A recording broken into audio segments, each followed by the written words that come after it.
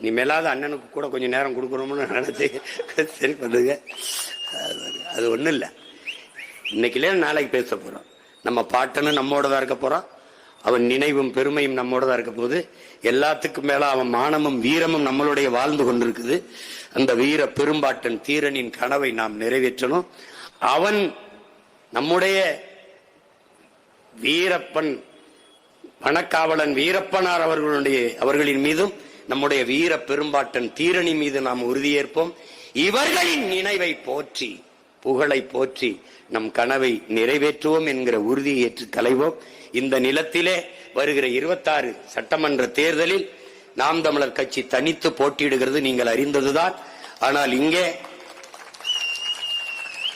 என் பிள்ளைகள் ஒவ்வொருவரும் தனித்துவமிக்க ஆகப்பெறும் ஆற்றலாளர்களை இந்த களத்திலே வேட்பாளராக நிறுத்துகிறேன்.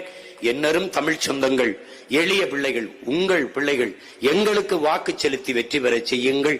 எங்களின் வெற்றி ஒரு கட்சியின் வெற்றி என்று கருதாது நீங்கள் பிறந்த பெருமை மிக்க தமிழர் என்கிற தேசிய இனத்தின் வெற்றி என்று நினைத்து எங்களுக்கு வாக்கு தாருங்கள்.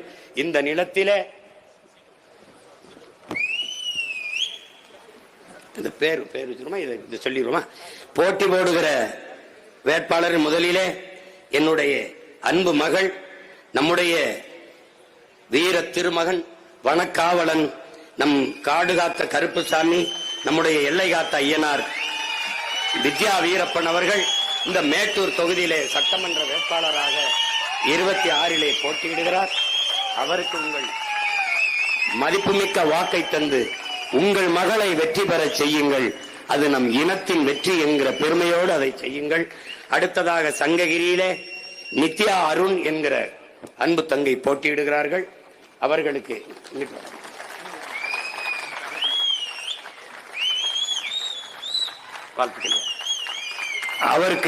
அவருக்கு நீங்கள் விவசாய சின்னத்திலே வாக்கு செலுத்தி வெற்றி பெற செய்யுங்கள். அடுத்ததாக வீரபாண்டி தொகுதியிலே அன்பு தம்பி ராஜேஷ் குமார் அவர்கள் போட்டியிடுகிறார்கள். அவருக்கு நீங்கள் விவசாய சின்னத்திலே வாக்கு செலுத்தி வாழ்த்துக்கள் வெற்றி பெற செய்யுங்கள். சேலம் மேற்கு தொகுதியிலே அன்பிற்கினிய தம்பி சுரேஷ்குமார் அவர்கள் போட்டியிடுகிறார்கள். அவருக்கு உங்கள் மதிப்புமிக்க வாக்கை விவசாய சின்னத்திலே செலுத்தி வெற்றி பெற செய்யுங்கள்.